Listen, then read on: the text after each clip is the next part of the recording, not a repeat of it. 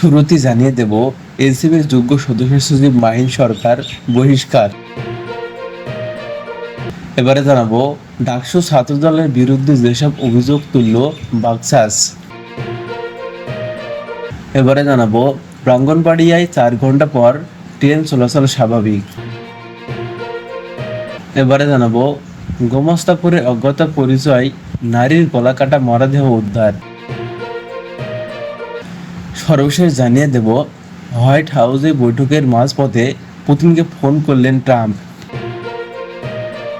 এতক্ষণ শুনছিলেন সংবাদ শিরোনাম, এবারে বিস্তারিত। গুরুতর দলীয় শৃঙ্খলা ভঙ্গের অভিযোগে জাতীয় নাগরিক পার্টি এনসিপি কেন্দ্রীয় আহ্বায়ক কমিটির যোগ্য সদস্য সচিব মাহিন সরকারকে বহিষ্কার করা হয়েছে। সোমবার 18 আগস্ট রাতে এনসিপির যোগ্য সদস্য সচিব দপ্তর সালেউদ্দিন সেফাতের সই করা বিজ্ঞপ্তিতে এই সিদ্ধান্ত জানানো হয়।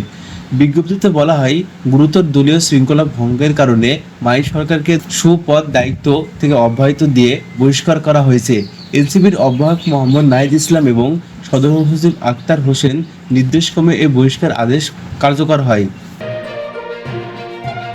এবারে জানাবো ঢাকা বিশ্ববিদ্যালয় কেন্দ্রীয় ছাত্র সংসদে ডাকসু নির্বাচন ঘিরে ছাত্রদলের বিরুদ্ধে আচরণবিধি লঙ্ঘন প্রশাসনের উপর চাপ তৈরির অভিযোগ এনেছে বাংলাদেশ গণতান্ত্রিক ছাত্র সংসদ বাকসাস। সোমবার 18 আগস্ট রাত 11টায় বিশ্ববিদ্যালয়ের টিএসসি সংলগ্ন পায়তারা চত্বরে জরুরি সংবাদ সম্মেলন এমন অভিযোগ করে ছাত্র সংসদের ঢাকা বিশ্ববিদ্যালয় শাখার আহ্বায়ক আব্দুল কাদের। তার দাবি, নির্বাচনের মনোনয়ন ফরম সংগ্রহকালে ছাত্রদল আচরণবিধি মানেননি এবং প্রশাসনের উপর চাপ তৈরি করে মনোনয়নপত্র সংগ্রহের মেয়াদ বাড়িয়ে নিয়েছে। কাদের বলেন, নির্বাচন কমিশনের পক্ষপাতিত্বমূলক আচরণ, যা কিনা বিশেষ গোষ্ঠীকে সুবিধা প্রদান করে। আমরা এ ধরনের প্রচেষ্টায় তীব্র নিন্দা জানাই। এর আগে ছাত্রদল ফজিলাতুন্নেসা মুজিব হলে মনোনয়ন ফরম সংগ্রহের সময় মব তৈরি করে বাধা দেওয়ার অভিযোগ তোলে। পরে এ ঘটনা তদন্ত কমিটি গঠন করছে ডাকসু নির্বাচন কমিশন। একই সঙ্গে ফরম সংগ্রহ জমা দেওয়ার সময় 1 দিন বাড়ানো হয়। ফজিলাতুন্নেসা মুজিব হলে প্রার্থীদের ফরম নিতে বাধা দেওয়ার ঘটনায় বিষয়ে কাদের বললেন, মনোনয়নপত্র সংগ্রহ নির্দিষ্ট সময় পার হয়ে যাওয়া পর কয়েকজন প্রার্থী মনোনয়নপত্র সংগ্রহের চেষ্টা করে। এতে হলে সাধারণ শিক্ষার্থীদের প্রতিবাদ জানায়। এখানে সুস্পষ্ট আচরণবিধি ভঙ্গ হলেও অভিযুক্তদের বিরুদ্ধে কোনো ব্যবস্থা নেওয়া হয়নি।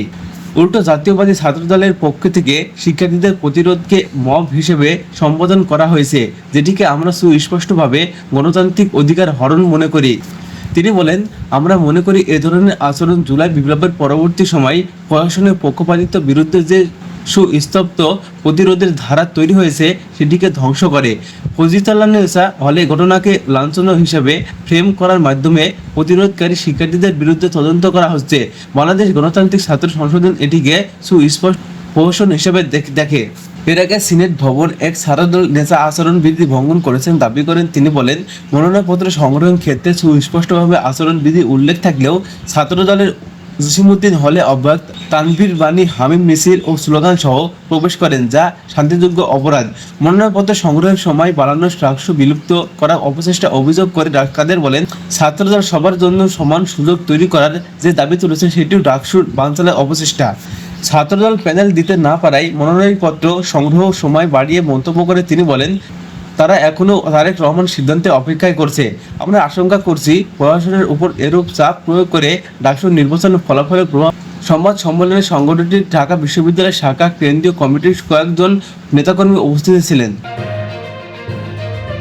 এবারে জানাবো ব্রাহ্মণবাড়িয়া আশুগঞ্জে মহানগর এক্সপ্রেস ট্রেনের কাপলিং হুক ভেঙে 6টি কোচ বিচ্ছিন্ন হওয়ার ঘটনায় 4 ঘন্টা বন্ধ থাকার পর পুনরায় ট্রেন চলাচল স্বাভাবিক হয়েছে।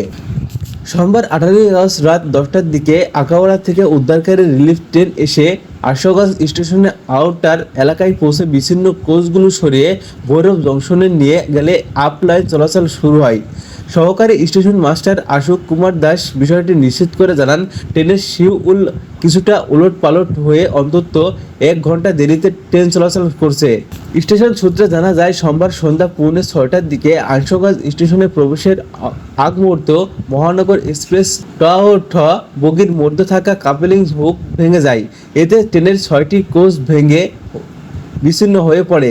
পরে বাকি 10টি কোচ নিয়ে ট্রেনটি আশুগঞ্জ স্টেশনে প্রবেশ করে এবং সেখান থেকে ঢাকার উদ্দেশ্যে রওনা দেয়। তবে ভৈরব রেল সেতু ওঠার সময় ট্রেনটির ইঞ্জিন বিকল হয়ে পড়ে, এতে উদ্ধার কাজ বিলুপ্ত হয়।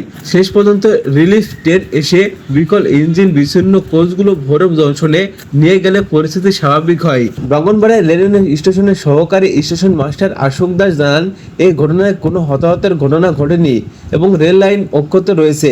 বর্তমান ঢাকা, চট্টগ্রাম ও সিলেটগামী সব ট্রেন চলাচল স্বাভাবিক রয়েছে।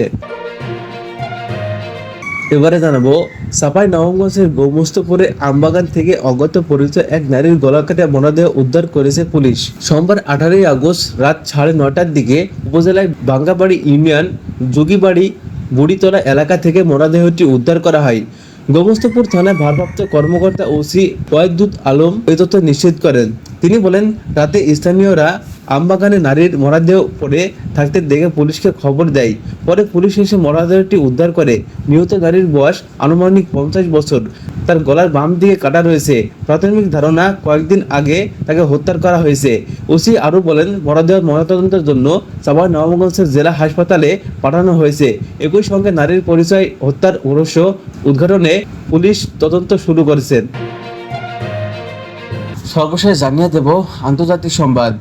হোয়াইট হাউসে ইউরোপীয় নেতাদের সঙ্গে বৈঠক চলাচল মধ্যে রাশিয়ার প্রেসিডেন্ট ভ্লাদিমির পুতিনকে ফোন করলেন যুক্তরাষ্ট্রের প্রেসিডেন্ট ডোনাল্ড ট্রাম্প। ইউক্রেন যুদ্ধ বন্ধের লক্ষ্য গত শুক্রবার আলাস্কা পুতিনের সঙ্গে বৈঠকের 3 দিনের মাথায় সোমবার হোয়াইট হাউসে ইউক্রেন প্রেসিডেন্ট ভ্লাদিমির জেলেনস্কি সহ ইউরোপের বিভিন্ন দেশের গুরুত্বপূর্ণ নেতার সঙ্গে বৈঠক করেছেন তিনি। ইউক্রেন যুদ্ধ বন্ধের লক্ষ্য ইউরোপীয় নেতাদের সঙ্গে বৈঠকের মাঝপথে রাশিয়ার প্রেসিডেন্ট ভ্লাদিমির পুতিনকে ফোন করলেন যুক্তরাষ্ট্রের প্রেসিডেন্ট ডোনাল্ড ট্রাম্প। সোমবার 18 আগস্ট হোয়াইট হাউসে ইউক্রেনের প্রেসিডেন্ট ভ্লাদিমির জেলেনস্কি ও ইউরোপীয় গুরুত্বপূর্ণ নেতাদের সঙ্গে বৈঠক করেছেন তিনি। ইউরোপীয় ইউনিয়নের এক কূটনৈতিক রয়টার্সকে জানিয়েছেন, বৈঠকের মাঝপথে ফোনালাপের পর আবারও আলোচনা শুরু হয়। ট্রাম্প আগে জানিয়েছিলেন, বৈঠক শেষে তিনি পুতিনকে ফোন করবেন। তবে পরিকল্পনা পরিবর্তন করে বৈঠকের মধ্যে রুশ প্রেসিডেন্টের সঙ্গে কথা বলেন তিনি। প্রায় 40 মিনিটের আলাপ খবর প্রকাশ করে জার্মানির দৈনিক ফিল্ড। পরে ক্রেমলিন ফোনালাপের বিষয়টি নিশ্চিত করে। এর আগে গত শুক্রবার আলাস্কার পুতিনের সঙ্গে সরাসরি বৈঠক করেছিলেন ট্রাম্প। মাত্র 3 দিন পর ইউক্রেন যুদ্ধ ইউরোপের নিরাপত্তার ইস্যুতে নতুন বৈঠকে বসলেন তিনি। ইউরোপীয় নেতারা ট্রাম্পের সঙ্গে যুদ্ধ বন্ধে ইউক্রেন ও ইউরোপের সার্বিক নিরাপত্তার নিশ্চয়তা সহ বিভিন্ন বিষয়ে সরাসরি আলোচনা করেন। ইউরোপীয় নেতাদের ট্রাম্পের সঙ্গে যুদ্ধ বন্ধ, ইউক্রেন, ইউরোপীয় সার্বিক নিরাপত্তার নিশ্চয়তা সহ বিভিন্ন বিষয়ে সরাসরি আলোচনা করেন। ইউরোপীয় ইউনিয়নের এক কূটনৈতিক রয়টার্সকে জানিয়েছেন, বৈঠকের মাঝপথে ফোনালাপের পর আবারও আলোচনা শুরু হয়। ট্রাম্প আগে জানিয়েছিলেন, বৈঠক শেষে তিনি পুতিনকে ফোন করবেন। তবে পরিকল্পনা পরিবর্তন করে বৈঠকের মধ্যে রুশ প্রেসিডেন্টকে